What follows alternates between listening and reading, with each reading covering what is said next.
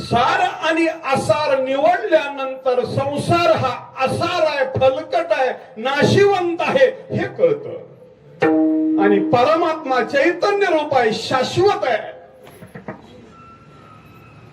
कधीही कुठल्याही उपाधीमध्ये सापडत नाही, त्याचा कधी नाश होत नाही, असा आहे, अविनाशी आहे परमात्मा. आणि हे दोघं निवडायची बुद्धी ही संतांच्याकडे असते.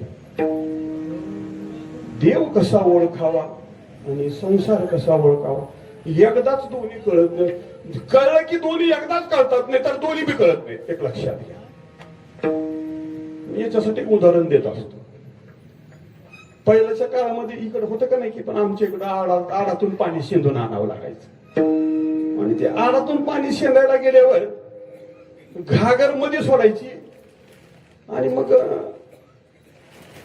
घागर बुडवायची. बुडवताना घागर त्यावेळी बुडते ज्यावेळी मधली हवा बाहेर निघेल, त्यावेळेस आत पाणी जाते. एवढं सगळ्याला माहित आहे का नाही? सगळ्याला मान्य आहे का नाही? एवढं घागर कधी बुडते, घागरीत पाणी कधी जातं? ज्यावेळी घागरीमध्ये पाणी जाईल त्यावेळेस मधली हवा बाहेर निघते. हवा बाहेर निघाली की पाणी आत जातं. कधी कधी असं होतं, ती पितळेची घागर असली तरी बुडते बघा लवकर. लोखंडाची तर कालवडीच होत नाही, उभीच बसते. किती बरे हलवा त्याला. आणि आता एक नवीन निघाली प्लॅस्टिकची, ती असा हिसका दिला की उतानी आणि तसा हिसका दिला की पालती. आणि घंटा घंटा जर त्या घागरीला हलवीत बसलं तर ते काही बुडत नाही. जरा जरा झावळीत झावळीत पाण्याला जावं आणि प्लॅस्टिकची घागर राहावी बघा असावी आणि मग बघावा रंग घागर बुडवायचा. उजडला की तरी घागर बुडत नाही. असा मी तरी पाण्याला गेलो, मला असा राग यायचा की जावं नट दाबावं. कुणाचं?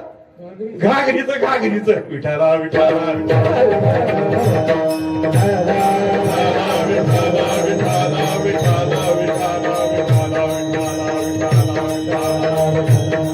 मी तुमच्या पुढे हे प्रमाण का ठेवलं तर मध्ये हवा गेल्याशिवाय पाणी गेल्याशिवाय मधली हवा बाहेर निघत नाही. तसं संसाराचं नशवत्व कळल्याशिवाय शाश्वत परमात्मा कळत नाही.